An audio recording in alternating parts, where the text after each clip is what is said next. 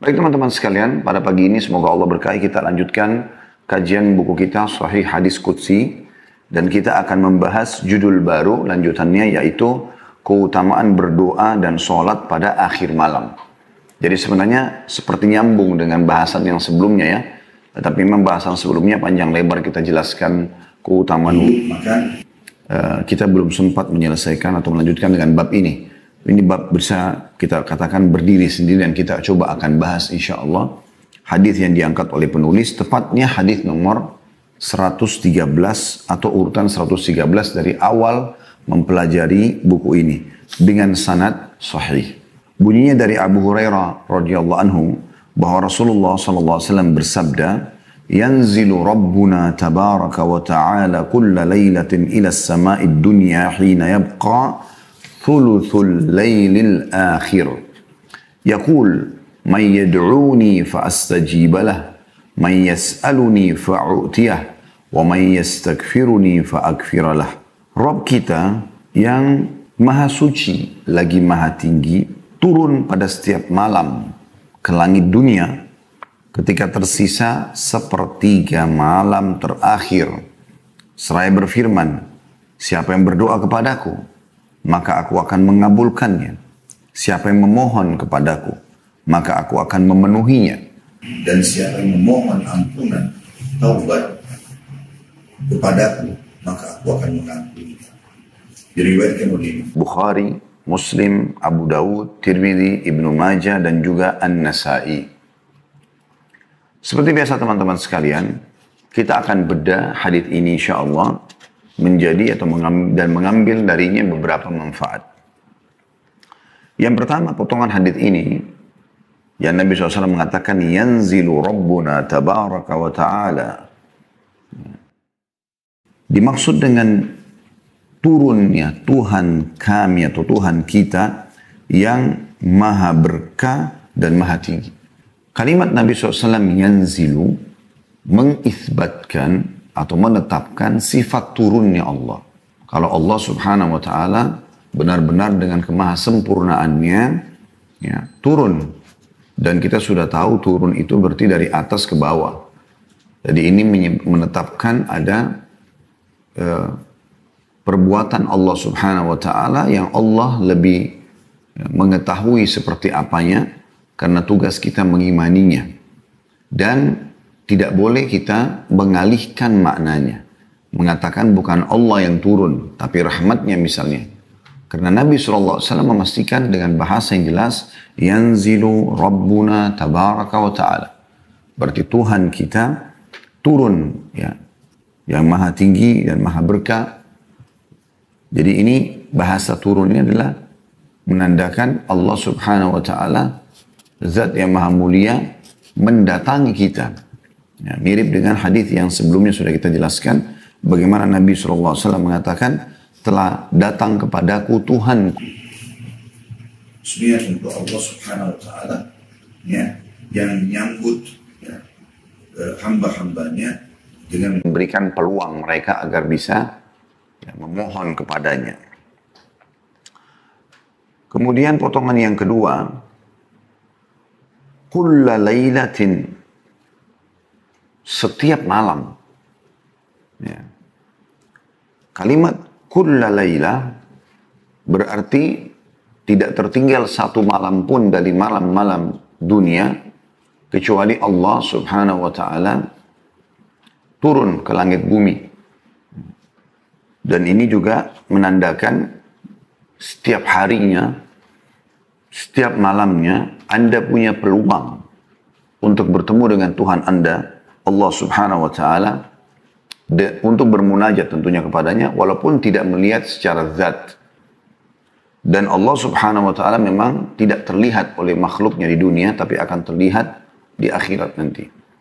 Ya, karena Allah maha besar, maha kuasa. Allah sudah memang memasang hijab antara dia dengan hambanya di dunia ini. Sebagaimana pernah ditanyakan kepada Nabi SAW oleh Aisyah radhiyallahu anha, "Hal tara rabbak?" Apakah Anda melihat Tuhan Anda pada saat sedang mi'raj ke langit? Maka jawaban Nabi SAW, "Allahu nurun ala nur anna arah." Allah itu cahaya di atas cahaya, bagaimana aku bisa melihatnya? Juga Nabi Musa alaihissalam sempat bertanya, memohon kepada Allah agar diperlihatkan atau melihat Allah. Ya. Dia mengatakan, A'udzubillahi minasyaitonirrajim, dalam Al-Quran diceritakan, Rabbi arini anzur ilaik. Wahai Tuhanku, izinkan aku melihatmu. Qala lan tarani walakin anzur ilal jabal. Kau tidak akan pernah bisa melihatku. Tapi kalau kau tetap berpikir masalah itu, lihatlah ke gunung-gunung itu. Fa in istaqarra makanahu fasawfa tarani. Kalau gunung-gunung itu bisa menampung, bukan menampung. Saya tarik kalimat ini, bisa ya, menerima kedatangan Allah Subhanahu wa taala, maka kau akan bisa melihatku. Falamma tajalla rabbu lil jabal, pada saat Allah dengan kemahasempurnaannya ya, ingin datang ke gunung itu, ja'alahu dakka, maka hancur lebur gunung itu. Wa kharra Musa sa'iqa, dan Musa pun akhirnya pingsan. Ya. Pada saat dia terkaget, dia pun bertobat kepada Allah Subhanahu wa taala. Dan Nabi SAW sudah mengatakan dalam sebuah hadis, kalian akan melihat pertama kali Tuhan kalian nanti di mahsyar dalam bentuk cahaya yang terang seperti bulan purnama di malam Lailatul Qadar. Ya. Kemudian kalimat selanjutnya, ila sama'id dunya hina yabqa thuluthul lailil akhir, ke langit dunia pada saat tertinggal sepertiga malam. Kita ambil dulu potongannya di sini, ila sama'id dunya, ke langit ya, dunia. Ada riwayat juga menjelaskan tentang Allah Subhanahu wa taala menciptakan 7 lapis langit. Dan Nabi SAW di beberapa riwayat menyebutkan langit di atas kepala kita ini yang paling dekat dengan kita dikenal dengan sama'id dunia. Sama'id dunia, gitu kan. Karena di atasnya itu ada langit yang kedua, langit yang ketiga, langit yang keempat, dan seterusnya. Sebagaimana Allah jelaskan dalam surah Al-Mulk di ayat 3-nya yang berbunyi, A'udzubillahi minasyaitonirrajim, Alladzi khalaqa sab'a samawatin tibaqa. Al-ayat. Allah lah yang telah menciptakan 7 lapis langit, tibaq, bersusun. Kemudian juga dalam surah Naba, Allah SWT berfirman, sab'an shidada. 7 lapis langit yang sangat kokoh. Juga tentunya Nabi SAW menggambarkan pada saat beliau sedang mi'raj ke langit, beliau menggambarkan kalau di langit pertama ketemu dengan Adam, terus saja ketemu dengan nabi-nabi, sampai di langit ketujuh ketemu dengan Ibrahim alaihi wassalam. Selanjutnya yang dimaksud dengan hina yabqa thuluthul lailil akhir, sewaktu tertinggal sepertiga malam.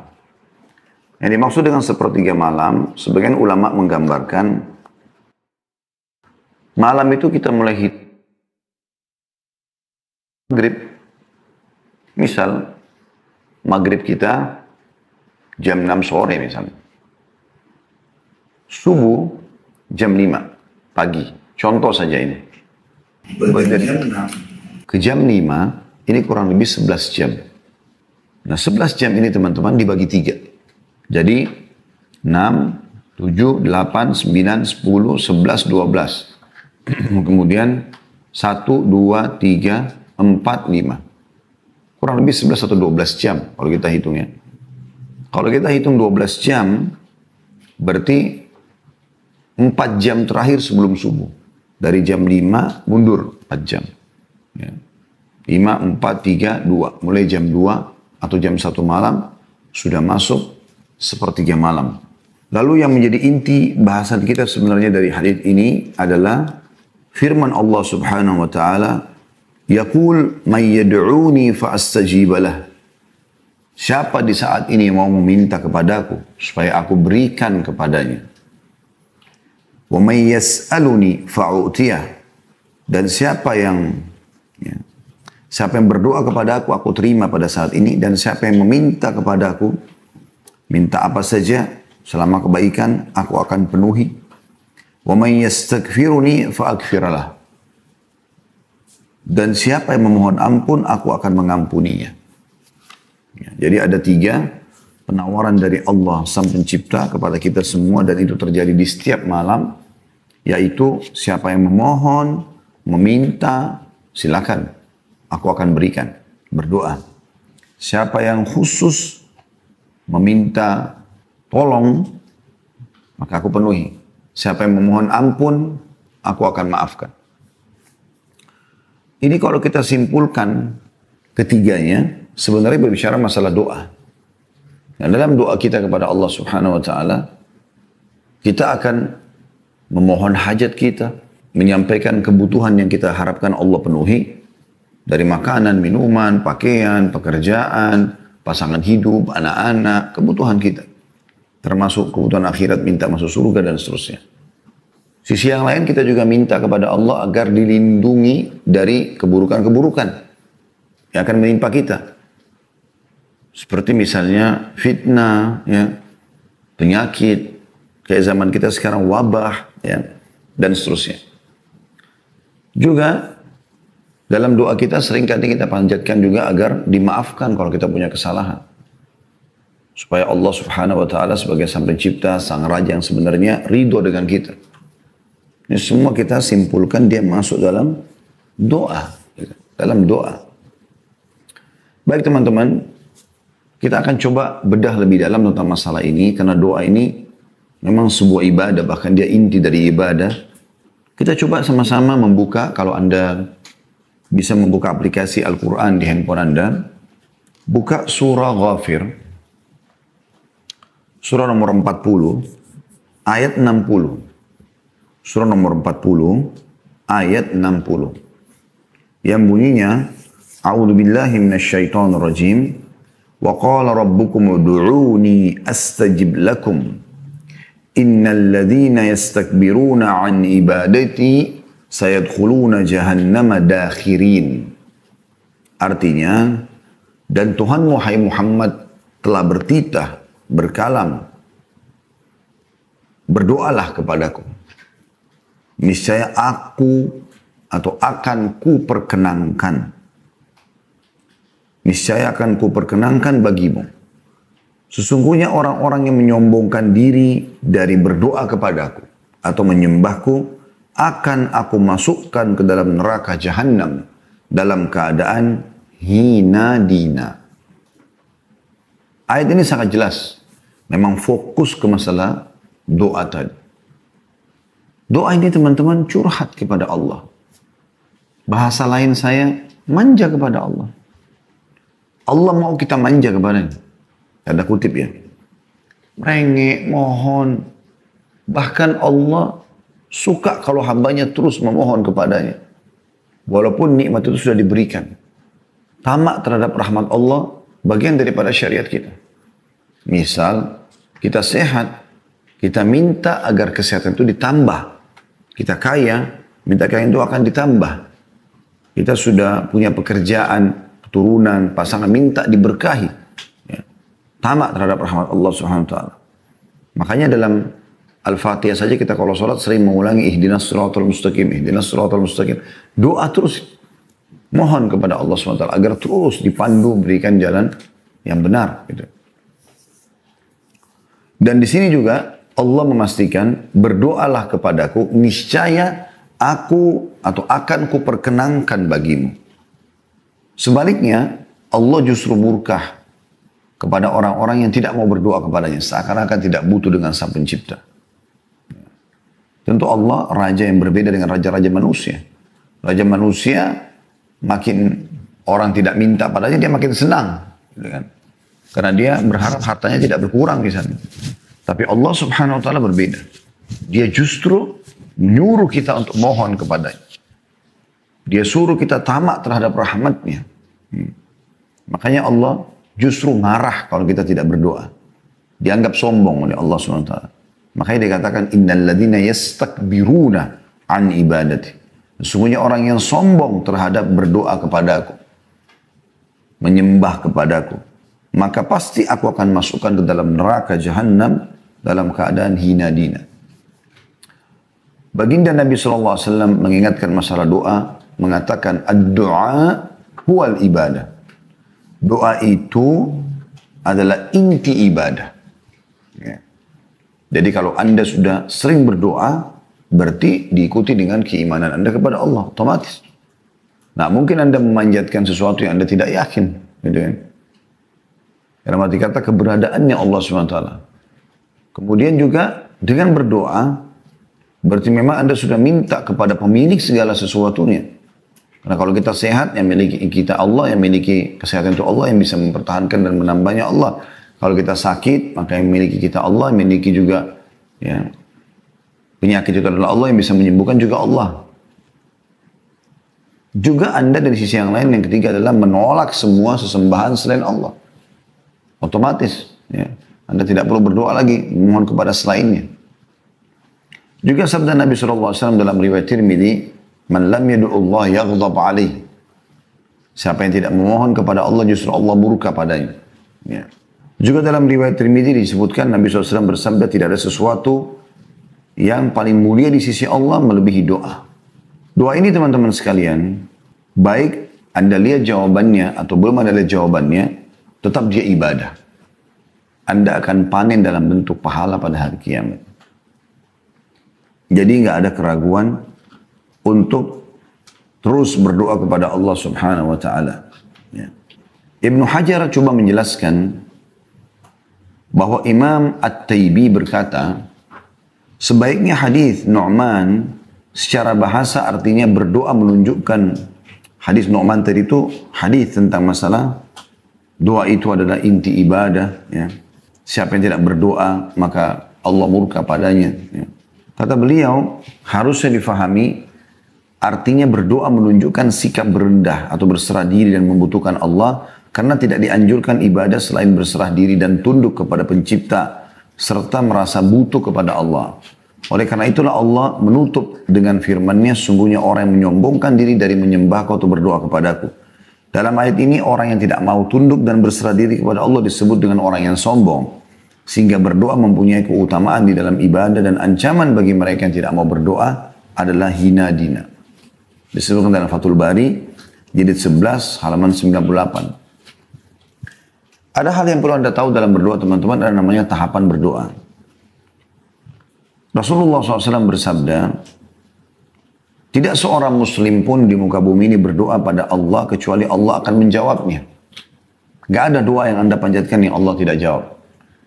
Akan tetapi, kata Nabi SAW, bisa melalui salah satu dari 3 tahapan atau 3 hal. 3 keadaan. Yang pertama, Allah berikan langsung di dunia seperti permintaannya. Misal, ya Allah sembuhkanlah aku, maka Allah sembuhkan. Ya Allah beri aku rezeki, tiba-tiba dapat rezeki. Ya. Allah langsung memberikan jawabannya. Atau, kata Nabi SAW, Allah hilangkan kesusahan yang menimpanya. Ya. Sampai Ibnu Qayyim rahimahullah menitipberatkan mengatakan, seseorang misalnya berdoa, ya Allah sembuhkanlah anakku. Lalu ia berkata, aku sudah berdoa selama 10 tahun tapi Allah belum berikan atau belum menerima. Ini kekeliruan, kata beliau. Karena bisa saja tanpa doa maka anak itu jadi lebih parah atau mati. Tetapi dengan doa kepada Allah yang Maha Pemurah, hilanglah musibah yang akan menimpahnya. Yang ketiga, Allah simpankan untuknya pada hari kiamat yang Allah gantikan dengan pahala yang banyak. Dalam sebuah athar disebutkan, sesungguhnya hamba-hamba yang rajin berdoa akan menemukan pahala yang melimpah pada hari kiamat. Maka pada saat itu mereka berharap bila semua doa mereka di dunia ya, kepada Allah yang Maha Sempurna ya, terlambatkan jawabannya dan diterima pada hari kiamat karena besarnya mereka dapatkan. Pada saat Allah yang Maha Pemurah menerlambatkan jawaban doa Anda di dunia, karena itu semua karena Allah Maha mengetahui lebih baik dan lebih tahu yang terbaik. Ibaratnya seperti bila anak minta izin kepada orang tuanya atau minta sama orang tuanya. Orang tuanya lebih tahu ya, mana yang terbaik buat anaknya. Jadi kalaupun misalnya anaknya mau minta mohon izin kepada orang tuanya akan jalan dengan fulan atau fulana, dan orang tua tahu anak yang diajak jalan ini buruk, narkotika lah, pezina lah, apalah segala macam itu. Saya yakin sehebat apapun anak Anda memohon, retorika apapun yang digunakan Anda tidak akan berikan. Izinkan, karena Anda tahu itu. Ini ibaratnya saja, gitu ya. Saking dahsyatnya doa, sampai kata Nabi SAW, la yaruddul qadha illa doa. Dalam hadis riwayat Tirmidzi. Tidak akan mungkin ada yang bisa menolak takdir kecuali doa. Sementara takdir Allah SWT kita sudah tahu, tidak akan mungkin berubah gitu ya. Tapi Nabi SAW sampaikan masalah itu. Sampai kata Nabi SAW, doa itu kalau dipanjatkan, maka dia bersaing ke langit dengan takdir. Maka bisa ini mengalahkan ini atau ini mengalahkan ini. Baik teman-teman, kita masuk lebih dalam lagi membahas tentang syarat-syarat diterimanya doa. Kalau Anda mau doa Anda diijabah, diterima, ada syarat-syaratnya. Yang pertama sekali adalah ikhlas. Sebagaimana Allah sebutkan dalam surah Al-A'raf, surah nomor 7 ayat 29. Yang bunyinya, A'udzubillahi minasyaitonirrajim, Al-A'raf, surah nomor 7 ayat 29. Qul amara rabbi bil qisṭa wa aqimu wujuhakum 'inda kulli masjidin wad'uuhu mukhlishina lahud-din kama bada'akum ta'udun. Katakanlah hai Muhammad kepada semua pengikutmu, Tuhanku menyuruh menjalankan keadilan. Dan katakan pula, luruskanlah mukamu atau dirimu di setiap sholat arah kiblat. Dan berdoalah, ini saksi bahasan kita, pada Allah dengan mengikhlaskan ketaatanmu kepadanya. Sebagaimana dia Allah telah menciptakan kamu pada permulaan, demikian pula lah kamu akan kembali kepadanya. Jadi di sini ada perintah untuk ikhlas. Juga sabda Nabi SAW riwayat Abu Daud, Inna Allah la yaqbalu amalan illa ma kana khalisan liwajhi. Allah tidak akan terima amal kecuali yang ikhlas kepadanya. Jadi kalau teman-teman berdoa, jangan sama sekali ada indikasi riya. Karena lawan ikhlas adalah riya. Ingin pamer, ingin dipuji, ya. Dan setiap kali ada masuk sedikit masalah itu, stop, langsung berhentikan. Ya, lawan dia. Jangan ikuti bisikan syaitan. Karena syaitan selalu mengajak kita negosiasi. Yang kedua, syarat diterimanya doa, memuji Allah atau tahmid. Dan juga membaca salawat kepada Nabi SAW. Sebagaimana Nabi SAW bersabda kepada seseorang sahabat yang masuk masjid tiba-tiba mengatakan, Allahumma gfirli, ya Allah ampunilah aku. Kata beliau, sungguh orang ini sangat tergesa-gesa. Kalau saja ia memuji Allah dan membaca salawat kepadaku. Juga sabda Nabi SAW, semua doa yang tidak membaca salawat kepadaku akan terhijab atau tertahan. Yang ketiga, syaratnya khauf dan tamak. Maksudnya diikuti dengan rasa takut. Jangan sampai doa ini nggak diterima supaya Anda terus semangat berdoa dan tamak terhadap rahmat Allah. Artinya meminta sesuatu yang besar kepada zat yang maha besar. Dari hal kecil sampai yang besar Anda minta kepada Allah. Selama itu bukan mustahil dalam ciptaan Allah. Seperti misalnya jangan minta, ya Allah hilangkan malam. Kan tidak mungkin. Itu sunnatullah, Allah ciptakan malam akan selalu ada. Gitu kan. Itu juga misalnya meminta agar nggak usah ada, ya Allah hilangkan semua wanita, hilangkan semua laki-laki. Nggak mungkin. Gitu kan. Seperti itulah. Tapi selama itu sesuatu yang boleh dalam syariat Allah SWT, maka panjatkan. Allah sebutkan dalam syarat yang ketiga, khauf dan tamak, rasa takut, tidak diterima doanya, sehingga dia terus maksimal berdoa, dan tamak artinya berharap agar diberikan tambahan dari karunia Allah SWT. Disebutkan dalam surah Al-A'raf, surah nomor 7 ayat 56. Jadi surah yang seperti tadi ya, tapi ini ayat 56-nya. Kalau tadi masalah ikhlas Al-A'raf 29. Kalau ini Al-A'raf 56. A'udzu billahi minasyaitonir rajim wa la tufsidu fil ardi ba'da islahiha. Wa la tufsidu fil ardi ba'da islahiha wad'uuhu khaufan wa tama'a inna rahmatallahi qaribun minal muhsinin. Dan janganlah kamu membuat kerusakan di muka bumi. Allah mau kita nikmati, jangan merusak, jangan ganggu orang, jangan ganggu lingkungan. Sesungguhnya Allah, atau sesudah Allah memperbaikinya, sudah Allah mengaturnya dengan bagus, jangan diganggu lagi. Nikmati saja. Dan berdoalah kepadanya dengan rasa takut, khawatir tidak diterima, dan juga tamak, harapan yang besar. Karena Allah gunakan kalimat ini, khaufan wa tama'a. Dengan harapan atau tamak akan dikabulkan. Sesungguhnya rahmat Allah amat dekat kepada orang-orang yang berbuat baik.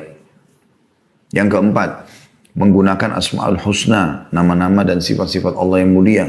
Allah sebutkan dalam surah Al-A'raf, masih surah yang sama, ayatnya 180. A'udzu billahi minasyaitonir rajim, walillahil asma'ul husna fad'uuhu biha. Wa dharul ladzina yulhiyuna fi asma'ihi sayujzauna ma kanu ya'malun. Hanya milik Allah Asma'ul Husna itu, nama-nama yang mulia. Maka bermohonlah kepadanya, kepada Allah, dengan menyebut Asma'ul Husna itu. Dan tinggalkanlah orang-orang yang menyimpang dari kebenaran dalam menyebut nama-namanya. Nanti mereka akan mendapat balasan terhadap apa yang telah mereka kerjakan.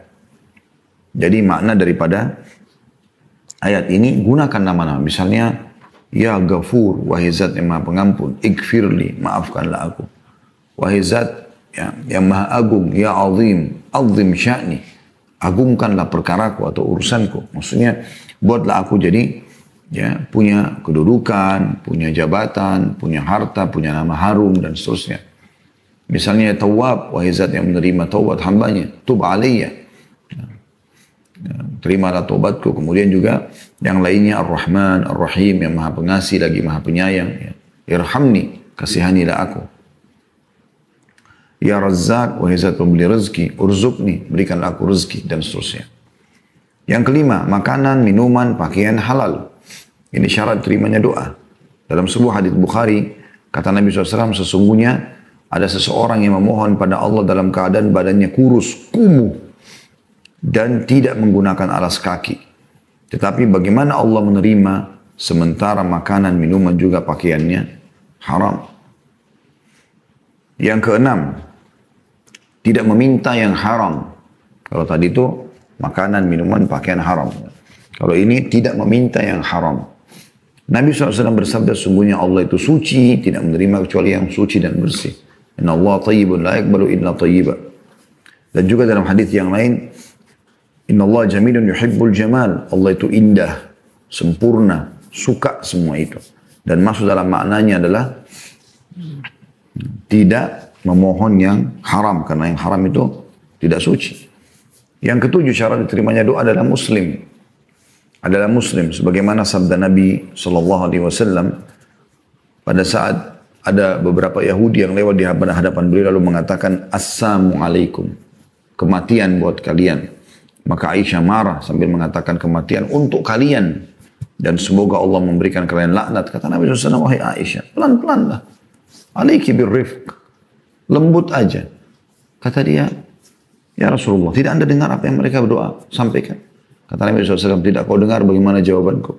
Sesungguhnya doa kita kepada Allah untuk mereka diterima. Doa mereka kepada Allah untuk kita tidak diterima. Berarti kan ada masalah muslimnya di sini. Ulama hanya membatasi satu-satunya doa orang kafir yang diijabah adalah kalau dia terzalimi. Di saat itu, ya, diterima doanya kalau dia terzalimi. Sebagaimana dalam hadis Bukhari, Mu'adz bin Jabal radhiyallahu anhu pada saat diutus ke Yaman untuk berdakwah, maka di saat itulah Nabi alaihi salatu wassalam mengingatkan, wattaqi da'watal mazlum fa inna laysa bainahu wa bainallahi hijab. Hati-hati kamu, ya, dengan doanya orang-orang terzalimi. Sebab yang didakwai sebenarnya orang kafir oleh Mu'adz bin Jabal. Karena sungguhnya, ya, tidak ada hijab antara dia sama Allah. Yang kedelapan, tidak tergesa-gesa. Rasulullah SAW mengatakan, yustajabu li ahadikum malam ya'jal, pasti diterima doa seseorang di antara kalian selama tidak tergesa-gesa. Para sahabat bertanya, wa kaifa ya'jal ya Rasulullah? Bagaimana cirinya orang yang tergesa-gesa itu? Kata Nabi SAW, yaqulu da'autu wa lam yustajabu li fatarakat doa. Dia mengatakan, aku sudah berdoa dan belum melihat jawabannya, maka dia meninggalkan doa setelah itu. Ya. Jadi masuk dalam masalah tergesa-gesa sini, kata sebagian ulama adalah tidak terburu-buru dalam mengucapkan doa yang penuh dengan harapan, dan tidak terburu-buru dalam menunggu jawabannya. Sabar gitu. Ya. Ada prosesnya. Yang kesembilan, memaksimalkan tempat dan waktu diterimanya doa. Seperti di wilayah Haram Mekah, ya, ada multazam antara Hajar Aswad dengan pintu Ka'bah. Semoga Allah SWT nanti mudahkan kita kembali umrah dan haji insyaAllah. Kemudian meminum air Zam-Zam, ya. Kemudian di Arafah, pada saat lagi haji, itu tempat misalnya. Kemudian waktu sepertiga malam, sebagaimana dalam bahasan hadis kita, pada saat sujud, ya. Kemudian sebelum salam akhir, pada saat berpuasa, ya.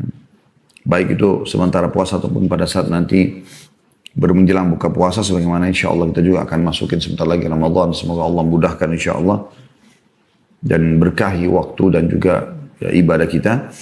Kemudian musafir, pada saat hujan sedang turun, sedang berkecamuk peperangan antara azan dan iqamah, doa orang tua untuk anaknya, anak soleh untuk orang tuanya, doa setiap muslim untuk muslim yang lain, dan akhir waktu asar pada hari Jumat.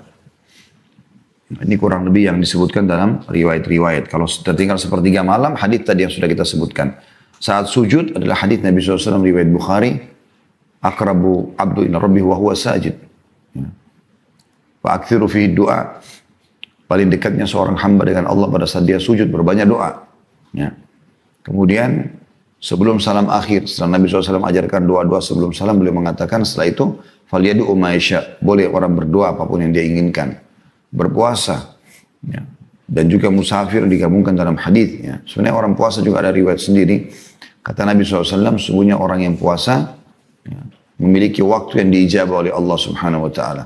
Riwayat lain menjelaskan pada saat menjelang buka puasa, tapi umumnya mulai dia puasa ya, dari setelah pas sahur sampai menjelang buka puasa semuanya waktu mustajab.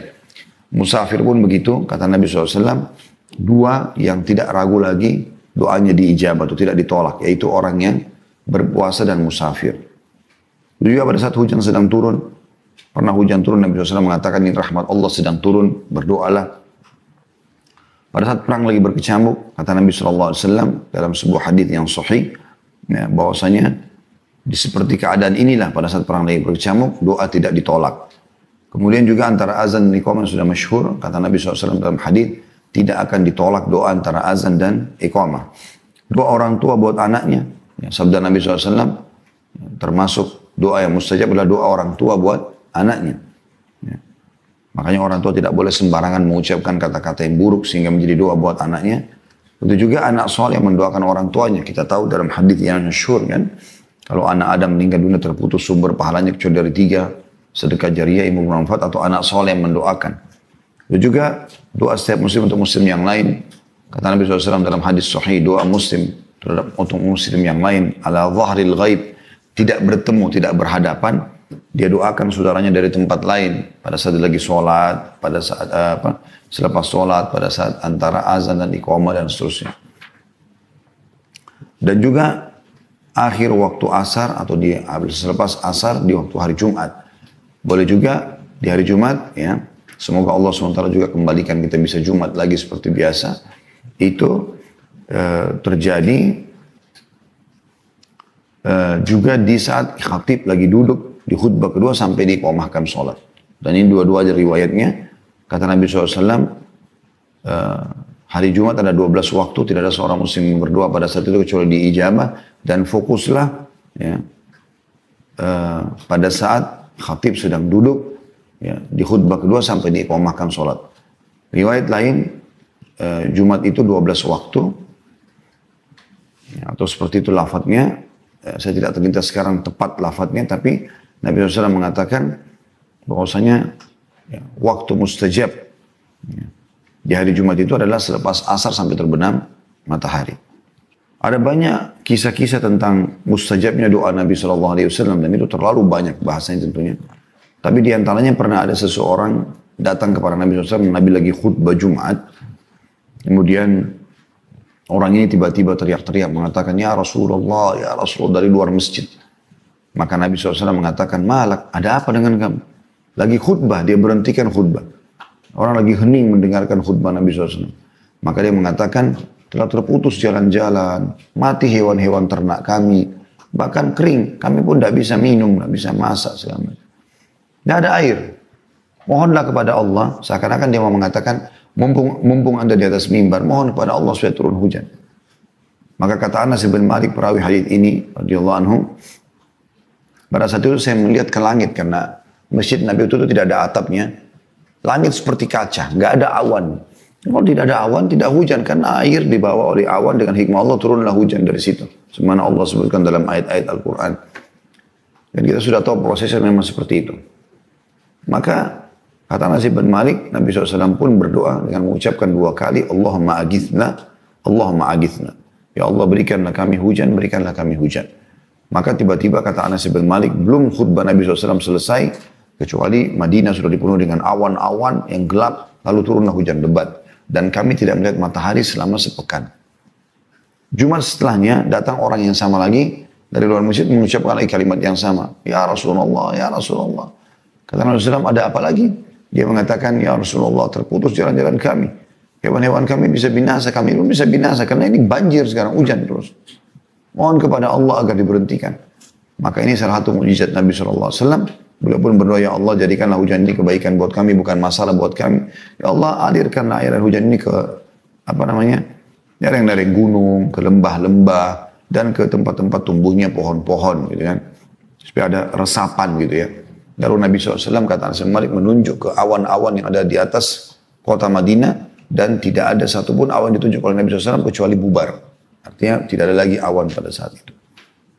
Kalau Allah menerlambatkan doa hamba, bisa karena cinta Allah kepadanya. Dalam sebuah riwayat dikatakan sungguhnya bila Allah mendengar doa yang indah dari hambanya, maka ia pun menerlambatkan jawabannya agar hamba tersebut tetap dalam doanya. Allah itu sangat sayang dengan kita. Allah nggak mau kita mengembalikan atau dikembalikan tangan kita dalam keadaan kosong. Sebagaimana dalam hadis Bukhari juga dijelaskan, Allah malu mengembalikan tangan hambanya yang sudah diangkat ke langit dalam keadaan kosong. Allah SWT berikan, bukan tidak berikan. Bahkan banyak orang mungkin yang tidak menyadari kalau Allah sudah berikan kepada dia. Ya, cuma memang melalui prosesnya, ada tahapannya. Yang penting teman-teman sekalian, doa jangan pernah putus asa. Jangan pernah batasi doa itu. Kisah masyhur Nabi Zakaria alaihissalam, bagaimana beliau berdoa selama 70 tahun agar diberikan keturunan dari umur 30 sampai 100 tahun. Anda bisa baca dalam surah Maryam tentunya ya. Surah nomor 19 ya, ayat 1 sampai ayat 10. Ya. Bagaimana Allah menggambarkan Nabi Zakaria berdoa terus sampai dia sudah tua, maka Allah berikan ijabah. Begitu juga Allah jelaskan tentang Nabi Zakaria ini dalam surah Al-Anbiya, surah nomor 21 ayat 89 sampai 90. Juga dalam surah Al-Imran, surah nomor 3 ayat 38 sampai 41. Al-Imran, surah nomor 3 ayat 38 sampai 41. Nah, ini sudah sering saya ulangi sebenarnya, termasuk dalam majelis kita, tentang kisah Nabi Zakaria. Anda pun bisa kembali ke judul ceramah kami, Dahsyatnya Doa. Dan beberapa poin ini saya bacakan dari makalah atau PowerPoint yang saya susun tentang masalah dahsyatnya doa itu. Begitu juga dengan Nabi Ayyub alaihissalam yang sudah diuji oleh Allah Subhanahu wa taala dengan beragam macam ujian. Dia bahagia selama 20 tahun. Ada cobaan berat dalam hidupnya. Dia gagah, dia nabi, dia dianggap sebagai tokoh masyarakat di kaumnya. Dakwanya diterima. Istrinya cantik, subur, sampai melahirkan 12 anak laki-laki. Semua anaknya tampan-tampan, pintar-pintar. Ternaknya banyak sekali. Ya, kebunnya juga subur. Ya. Tapi subhanallah, kuasa Allah SWT, Allah datangkan setelah 20 tahun cobaan. Maka Allah buat di hari pertama, Nabi Ayyub AS yang segar, yang kuat, tiba-tiba kena penyakit yang kita sudah tahu. Ya, pada saat itu diuji oleh Allah SWT penyakit kulit, sehingga menular dan orang semua menjauh kecuali istrinya. Kemudian yang hari kedua, Allah matikan semua anaknya yang lagi makan di sebuah ruangan, lalu Allah rubuhkan bangunannya, mati semua tiba-tiba. Jadi sudah hari pertama tidak punya sakit-sakit tubuhnya, hari kedua mati semua anaknya, 12-12-nya, dan yang ketiga Allah datangkan hama, ya, sehingga mati semua hewan-hewannya dan kebunnya sempat terbakar, hilang semua dalam 3 hari. Tapi beliau sabar, terus berdoa kepada Allah Subhanahu wa taala, bersabar. dan minta kepada Allah Subhanahu wa taala dengan santun, dengan ramah. Allah sebutkan dalam surah Al-Anbiya surah nomor 21 ayat 83 sampai 84, ini pelajaran yang luar biasa ini. Allah berfirman, A'udzu billahi minasyaitonir rajim, wa ayyuba idh nada rabbahu anni massani ad-dur wa anta arhamur rahimin. Dan ingatlah kisah Ayyub pada saat dia mohon kepada Tuhannya, ya, bahwasanya saya telah ditimpa cobaan penyakit ini dan kau zat yang maha penyayang. Dan ini doa beliau sampaikan setelah 20 tahun diuji. Sabar. Ya. Sampai waktu sudah 18 tahun berlalu, istrinya sempat bertanya, mengatakan, wahai Ayyub, mintalah kepada Allah, tidak usah minta, mohon kepada Allah agar diberikan anak lagi, jadi kaya lagi. Anda sembuh aja biar bisa berdakwah.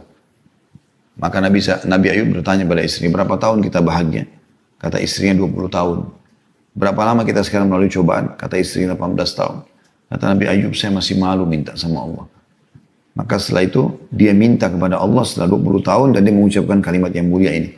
Dan ingatlah ketika Ayub memohon kepada Tuhannya bahwasanya saya ditimpa penyakit. Bukan dia bilang, ya Allah sudah 20 tahun sembuhkan saya. Enggak, dia mengatakan, wa anta arhamur rahimin. Dan kau zat yang maha penyayang. Maksudnya terserah. Mau sembuhin saya, iya. Kalau enggak juga enggak ada masalah. Tapi kau zat yang maha penyayang. Pasti kau tahu kebutuhanku. Maka Allah mengatakan, fastajabna lahu wa kashafna ma bihi min dur. Maka kami terima permintaan dia dan kami angkat penyakitnya. Apakah dengan begitu saja? Tidak. Kalau Anda menikmati prosesnya dan Anda sabar, yang terjadi adalah dikatakan wa atainahu ahlahu wa mithlahum ma'ah. Dan pada saat itu kami berikan, kami kembalikan keturunannya, kami buat lagi, maksudnya di sini kata sebagian ulama tafsir, kami kembalikan keluarganya kepadanya, maksudnya buat istrinya hamil, melahirkan anak, laki-laki lagi, dikatakan wa mithlahum ma'ah, dan kami lipat gandakan bilangan mereka. Tadi anaknya 12 jadi 24. Tadinya hartanya melimpah jadi miskin. Tiba-tiba penyakitnya sembuh. Kemudian masyarakatnya datang gembira karena Nabi Ayub sudah sembuh. Mereka menghibahkan harta-harta kepada Nabi Ayub. Nabi Ayub menjadi lebih kaya dari sebelumnya, dari 20 tahun yang lalu, dalam seketika, dalam sehari. Lalu istrinya pun dengan hikmah Allah SWT terlihat tanda hamil, lalu melahirkan anak double dari jumlah yang sebelumnya. Allah mengatakan, setelah mengatakan wa mithlahum ma'ahum, dan kami lipat gandakan bilangannya, rahmatan min indina, sebagai rahmat buat kami, wa dzikra lil abidin, dan peringatan bagi hamba-hamba. Juga Nabi Yunus alaihissalam yang masyhur, setelah dia meninggalkan wilayah Nainawa, kemudian dia coba mencari lokasi dakwah lain, padahal sebenarnya dia keliru pada saat itu, karena dia harusnya bersabar. Yang terjadi adalah akhirnya Allah SWT masukkan dia ke dalam belut ikan paus, dan Allahu alam berapa lama dia di sana. Tapi setelah itu dia berdoa kepada Allah Subhanahu Wa Taala. Dia berdoa kepada Allah SWT dan Allah ijabah dia. Bahkan saking tulusnya Nabi Yunus berdoa kepada Allah pada saat itu dan mengakui kesalahannya, mengatakan la ilaha illa anta subhanaka inni kuntu minadh dhalimin. Tidak ada Tuhan yang berhak disembah kecuali Engkau, maha suci Engkau, aku termasuk orang-orang zalim. Kata Nabi SAW, tidak ada seorang pun yang berdoa menggunakan apa yang diucapkan oleh Yunus ini kecuali diijabah. Dalam surah Al-Anbiya disebutkan kisahnya, surah nomor 21 ayat 87 sampai 88. A'udzu billahi minasyaitonir rajim, wa dhannuni idz dhahaba mughadiban fa dhanna an lan naqdira alayhi fanada fi dhulumati an la ilaha illa anta subhanaka inni kuntu minadh dhalimin fastajabna lahu wa najjaynahu minal gham wa kadzalika nunjil mu'minin. Dan ingatlah kisah Dhannun atau Yunus, ketika ia pergi dalam keadaan marah kepada kaumnya karena tidak mau menerima dakwanya. Lalu ia menyangka bahwa kami tidak akan mempersempit atau menyulitkannya. Dia pikir itu boleh. Allah tidak hukum dia, padahal sebenarnya Allah akan marah sama dia. Kenapa tinggalin lokasi dakwah sebelum ada perintah? Walaupun niatnya baik. Maka ia menyeru dalam keadaan yang sangat gelap di perut ikan, bahwa tidak ada Tuhan selain Engkau, maha suci Engkau. Sesungguhnya aku termasuk orang-orang yang berbuat zalim. Itu ayat 87-nya Al-Anbiya. Ayat 88-nya maka kami perkenankan doanya dan menyelamatkannya dari kedukaan itu, dan demikianlah kami selamatkan orang-orang beriman. Surah Yunus juga disebutkan tentunya dalam surah Saffat yang masyhur. surah nomor 37 ayat 139 sampai 148 ya. Itu disebutkan kisah Nabi Yunus kurang lebih mirip seperti tapi lebih terinci sedikit ya. Surah Shafat surah nomor 37 ayat 139 sampai 148. Ibnu Qayyim berkata rahimahullah berhubungan dengan masalah doa ini, perumpamaan hamba yang belum Allah Maha Tinggi beri jawaban doanya, seperti seorang anak yang ibunya sedang marah padanya, lalu ibunya mengusirnya keluar rumah dan menutupkan pintu rumah untuknya. Kira-kira apa yang akan dilakukan si anak tadi? Tanda tanya. Apakah ia lalu pergi atau meminta maaf dan memohon pada ibunya agar dibukakan pintu lagi? Tentu Anda sudah tahu jawabannya. Yang pasti kata beliau, si anak akan terus minta maaf dan memohon pada ibunya agar dimaafkan dan dibukakan lagi pintu. Dan ketahuilah, saat si anak terus memohon, maka hati sang ibu tersentuh dan tidak tega bila tidak memaafkan dan membukakan pintu lagi untuknya. Yakinlah, Allah Maha Pengasih, jauh lebih pengasih dari ibumu.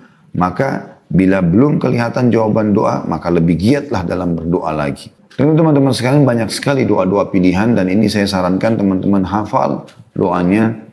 Di antaranya pernah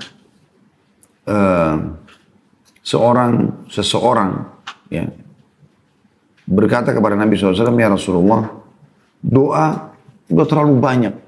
Saya juga ingin doa yang bisa mendapatkan semua kebaikan. Bisa nggak Anda pandu? Kata Nabi SAW, coba baca. Allahumma inni as'aluka khaira ma sa'alaka minhu nabiyyuka wa abduka Muhammadin sallallahu alaihi wasallam. Ya Allah, aku memohon kepadamu semua kebaikan yang pernah diminta dan dimohon oleh nabimu dan hambamu Muhammad sallallahu alaihi wasallam. Wa a'udzu bika min syarri ma sta'adzaka nabiyyuka wa abduka Muhammadin sallallahu alaihi wasallam. Dan aku berlindung kepadamu dari semua yang telah nabimu berlindung darinya. Ya, Nabi dan hambamu Muhammad SAW berlindung darinya. Wa antal musta'an wa alaikal balaq. Tempat mula kami meminta tolong dan dari mula jawaban daripada permohonan itu. Ini termasuk doa yang merangkum semua kebaikan yang Nabi SAW pernah minta dan minta memohon agar dijauhkan dari semua keburukan yang pernah Nabi berlindung darinya. Juga ada potongan doa ringkas, Allah maj'al kullu makduri khaira. Ya Allah, jadikanlah semua takdirku kebaikan. Allahumma ja'al kullu makduri khaira. Kemudian juga ada doa yang lain. Allahumma inni a'udzubika min zawali ni'amik. Nah ini doa diperlukan di zaman kayak kita sekarang ya. Minta Allahumma inni a'udzubika min zawali ni'amik. Ya Allah, aku berlindung kepadamu jangan sampai nikmatmu terangkat dariku. Hilangnya nikmat. Kesehatan, ya, kekayaan, keturunan dan seterusnya. Wa tahawuli afiyatik. Dan teralihkannya kesehatan kepada sakit. Wa fujaati nikmatik, dan tiba-tibanya datang hukumanmu, wa jami'i sakhatik, dan semua kemurkahanmu. Yang terakhir teman-teman sekalian adalah doa yang masyhur juga diajarkan Nabi SAW. Allahumma inni as'aluka khaira kulli ajilihi wa ajili. Ya Allah, aku minta semua kebaikan, baik yang sudah dekat ataupun yang masih jauh. Ma'alimna minhu ma lam na'lam, apa yang kami ketahui dan kami tidak ketahui. Wa na'udzubika min syarri kulli, dan kami berlindung kepadamu dari seluruh keburukan ajilihi wa ajili. Ya, yang sudah dekat ataupun yang masih jauh. Ma'alimna minhu ma lam na'lam. Apapun yang kami ketahui ataupun kami tidak ketahui. Jadi kita minta kepada Allah subhanahu wa ta'ala agar diberikan yang terbaik semuanya. Dan juga doa yang masyhur tentunya yang sudah tidak asing bagi teman-teman. Rabbana atina fid dunya hasanah wa fil akhirati hasanah wa qina adzaban nar wa adkhilnal jannata ma'al abrar.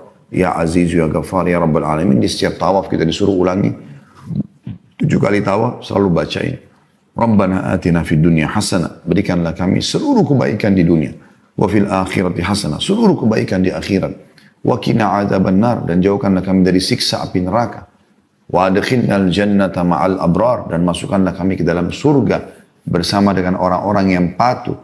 Ya Aziz, Ya Ghafar, wahai Zat yang maha mulia dan juga maha pengampun. Ya Rabbal Alamin, wahai Tuhan alam semesta. Ya. Pernah ada seorang sahabat, dia sakit keras. Ya. Kita tutup dengan ini, sakitnya luar biasa kerasnya. Ya.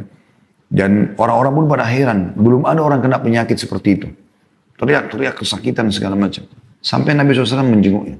Lalu Nabi bilang pada saat lihat dia, doa apa yang kau sampaikan kepada Allah?